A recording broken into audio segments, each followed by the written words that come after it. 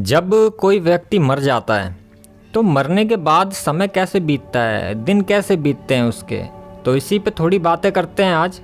तो देखो, सबसे पहले यह जान लो कि यह जो बातें हैं ये बातें महान पुरुषों की बातें हैं और मैं भी उन्हीं की बातों को समर्थन करता हूँ और उन्हीं को अनुभवों को अपने शब्दों में पिरोऊंगा। ठीक है, तो जो भी कुछ आप सुनोगे मुझसे वह सब महान पुरुषों की ही बातें हैं। मैं तो सिर्फ उनको शब्दों में पिरोने का काम कर रहा हूँ। तो सबसे पहले मरने के बाद पता नहीं चलता कि मैं मर गया हूँ, क्योंकि कुछ भी तो कम नहीं हुआ। शरीर तो वैसे का वैसा ही होता है जैसा मरने से पहले था, मरने के बाद भी शरीर वैसा का वैसा ही रहता है। तो व्यक्ति को पता ही नहीं चल पाता है कि मैं मर भी गया हूँ या मैं जिंदा हूँ। बस वो व्यक्ति क्या देखता है कि पहले तो मैं एक ही था, लेकिन अब तो मैं दो दो हो गया हूँ। एक तो शरीर नीचे पड़ा हुआ है, मरा हुआ मुर्दा, और एक मैं खड़ा हुआ हूँ स्वस्थ एकदम। और जो नीचे पड़ा हुआ है वो तो मैं हूँ नहीं, लेकिन मैं जो खड़ा हूँ ये मैं हूँ। और मैं तो एकदम जीवंत खड़ा हुआ हूँ, मैं तो मरा ही नहीं हूँ और कुछ भी तो बदला ही नहीं है। सब कुछ वैसा का वैसा ही है, जैसा मैं पहले था वैसा ही मैं अब हूँ। बल्कि मुझे तो अब और भी ज़्यादा अच्छा महसूस हो रहा है, एकदम हल्का हल्का महसूस हो रहा है और काफ़ी अच्छा लग रहा है। लेकिन बाकी जो भी लोग हैं वो शरीर को देखकर क्यों रो रहे हैं, जबकि मैं तो जिंदा खड़ा हुआ हूँ और देखो मैं यहाँ खड़ा भी हुआ हूँ, मुझे कोई देख ही नहीं रहा है। और फिर वो क्या करता है कि अपनी बीवियों को, बच्चों को, अपने रिश्तेदारों को, सबके सामने जा के वो यही बोलता है कि अरे मैं ये खड़ा हूँ, मैं जिंदा खड़ा हूँ, देखो मुझे देखो। लेकिन कोई भी उसे नहीं देखता। दरवाजे पे वो आता है, उसकी बीवी रोते हुए बाहर निकल के चली जाती है, लेकिन वो अपनी बीवी से बोलता रह जाता है कि अरे मैं जिंदा खड़ा हूँ, अरे मैं जिंदा खड़ा हूँ। लेकिन उसकी बीवी उसको सुनती ही नहीं है, उसको देखती तक नहीं है। वो रोती हुई कमरे से बाहर चली जाती है दरवाजे से। वो बड़ा परेशान हो जाता है भाई। वो सोचता है कि यार ये क्या भाई, कि मैं तो किसी से बात ही नहीं कर पा रहा, ना मुझे कोई सुन रहा है ना मुझे कोई देख रहा है। वो इस चीज़ को समझ नहीं पाता और वो इसी चीज़ में बहुत परेशान हो जाता है इस चीज़ से, वो कि यार मैं तो बिल्कुल सही खड़ा हूँ, मुझे तो कुछ हुआ ही नहीं है भाई। वो शरीर ही तो वहाँ मृत्यु पड़ा है, लेकिन मैं तो एकदम जीवंत खड़ा हुआ हूँ, तो मुझे क्यों नहीं सुन रहे हैं लोग। वो बड़ा परेशान होता है, सबसे बोलता है, रिश्तेदारों के पास जाता है, अपने मित्रों के पास जाता है, अपने सगे संबंधियों के सबके पास में, अपने बीवी बच्चों के पास में, जितने भी लोग होते हैं उसके जानकार, वो सबके पास में जाता है और सबसे जाके वो यही बोलता है कि देखो मैं जिंदा खड़ा हूँ, देखो मैं जिंदा खड़ा हूँ, समझाओ उनको। लेकिन कोई नहीं सुनता उसकी, कोई उसको देखता तक नहीं है, सुनता तक नहीं है। और यही चीज़ें हैं वो देखकर बड़ा विचलित हो जाता है, मतलब बहुत ही ज़्यादा परेशान हो जाता है वो। देखो, सबसे पहले तो ये जानो कि जो मृत्यु होती है ना, मृत्यु तब आती है और मृत्यु तब घटती है जब बेहोशी होती है, और बेहोशी में ही शरीर छूट जाता है। लेकिन शरीर जो छूटता है वो बाहर का शरीर छूटता है, अंदर का शरीर नहीं छूटता। अंदर का शरीर तो जैसा था वो वैसा का वैसा ही बना रहता है।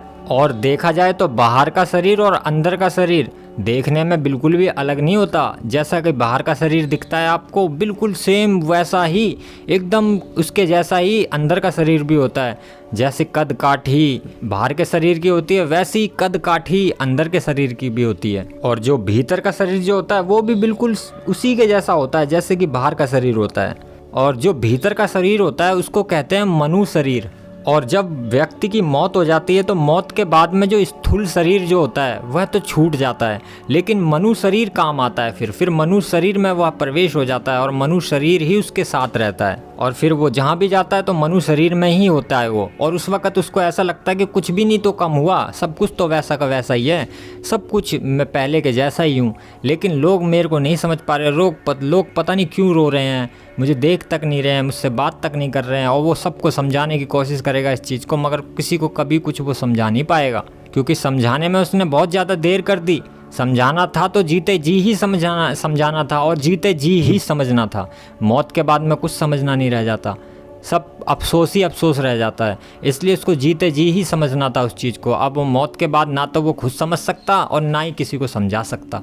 तो फिर मौत के बाद क्या करता है, वो मनु शरीर में ही रहता है और मनु शरीर के साथ ही रहता है। और फिर ऐसे ही धीरे धीरे उसको खुद को समझने में कि मेरी मौत हो चुकी है, इसको समझने में उसको बहुत समय लग जाता है।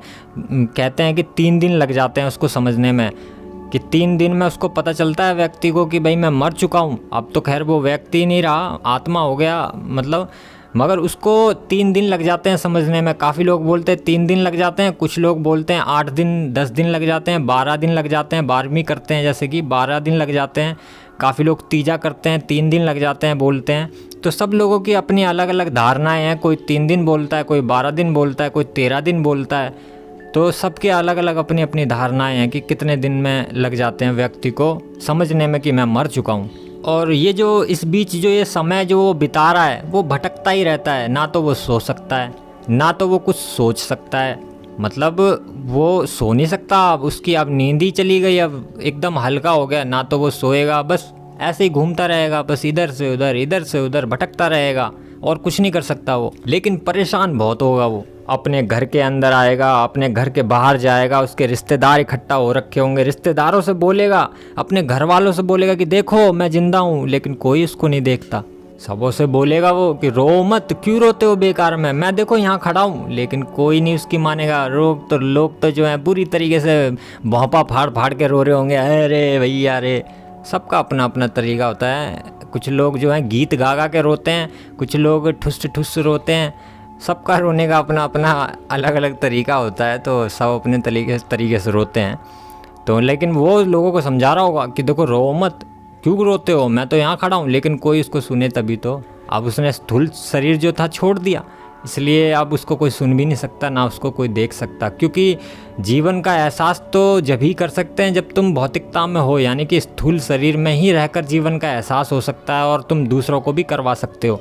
क्योंकि अब क्या हुआ है कि अब तुम जो जीवन के लिए बंद हो गए हो, भौतिकता से अब तुम दूर हो गए, क्योंकि भौतिकता का एहसास जो है वह भौतिकता में रहकर ही किया जा सकता है। अब तो यही हो सकता है कि जब आपको दूसरा शरीर मिलेगा तो आप दूसरे शरीर में प्रवेश करने के बाद ही किसी के साथ में जुड़ सकते हो, किसी को अपनी बातें बता सकते हो, किसी को अपनी कुछ चीज़ें दिखा सकते हो।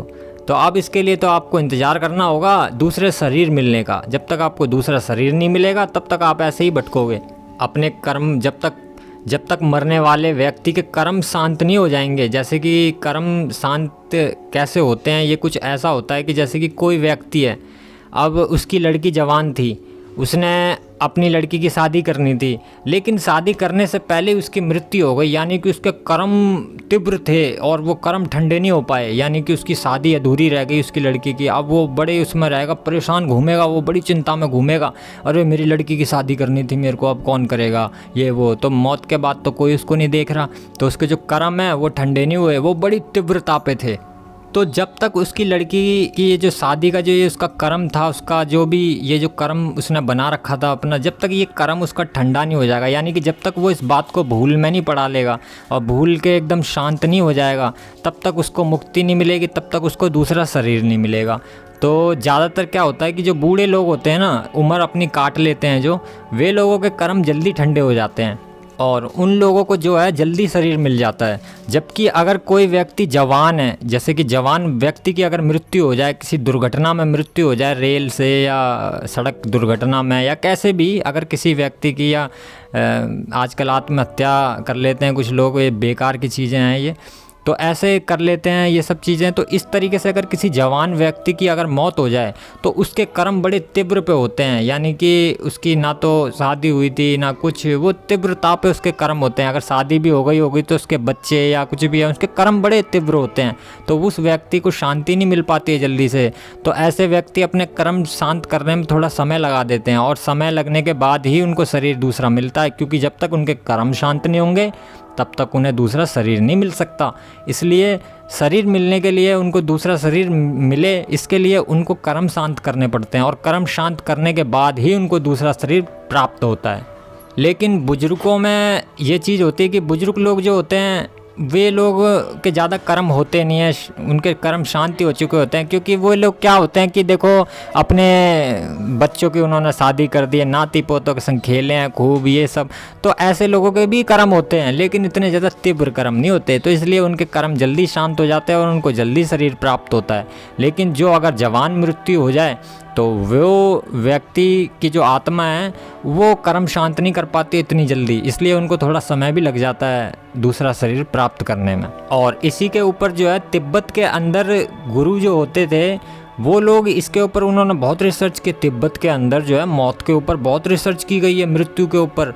तो तिब्बत के उस पर ही मैं अब आपको कुछ थोड़ा सा बताना चाहूँगा कि तिब्बत में कुछ गुरु ऐसे थे कि जब कोई व्यक्ति मरने वाला होता था, जब उसकी अंतिम सांसें चल रही होती थी, तो जो गुरु होते थे वो गुरु क्या करते थे, वो मरने वाले व्यक्ति के पास में बैठ के और बहुत घंटों घंटों तक उनको प्रवचन सुनाते थे कि तुम शरीर नहीं हो, तुम ये नहीं हो, तुम अब मरने वाले हो, अब देखो तुम्हारा शरीर छूट जाएगा। एकदम जागरूकता में रहना, अपने जागरूकता मत छोड़ देना, अपने शरीर को तुम्हारा छूटेगा लेकिन तुम वही रहोगे।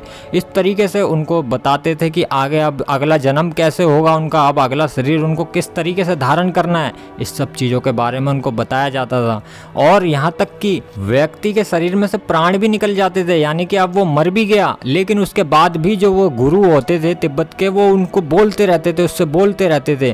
तो दूसरे व्यक्ति बोलते थे कि अरे ये तो मर गया, अब इससे क्या बोलते हो। तो वो बोलता था कि तुम्हें नहीं पता, मरने वाला व्यक्ति अभी यहीं मौजूद है और वो सुन रहा है सब बातों को और उसी को मैं सुना रहा हूँ। तो जो ये चीज़ें होती थी उनके तिब्बत के अंदर काफ़ी वो करते थे, शायद आज भी करते हो तो कुछ पता नहीं है मेरे को इसके बारे में, लेकिन पहले के समय बहुत हुआ करता था और आज भी मुझे लगता है कहीं ना कहीं तो होता ही होगा, ये परंपरा बंद नहीं हुई होगी, कोई ना कोई कहीं ना कहीं करता ही होगा। क्योंकि ज्ञान कभी नष्ट नहीं होता, ज्ञान के जानने वाले नष्ट हो जाते हैं लेकिन ज्ञान तो हमेशा से ही मौजूद रहता है और मौजूद हमेशा रहेगा। तो इसी तरीके से क्या करते हैं कि तिब्बत के जो गुरु होते थे वो उस मरने वाले व्यक्ति को काफ़ी अच्छी तरीके से समझाते थे कि देख अगले जन्म में तू ये याद रखना कि तू शरीर नहीं है, तू अगले जन्म में इस बात का हमेशा याद रखना और गांठ बांध लेना कि तू शरीर नहीं है। और एक बात हमेशा ध्यान रखना कि सारे लोग बोलेंगे कि तू शरीर ही है, लेकिन तू एक बात ध्यान रखना कि तू शरीर नहीं है और अपने कहने पे अटल रहना कि तू शरीर नहीं है। क्योंकि सब लोग यह बोलेंगे तुझसे कि नहीं तू शरीर ही है, तू शरीर ही है, लेकिन तू इस बात का हमेशा ध्यान रखना कि तू शरीर नहीं है।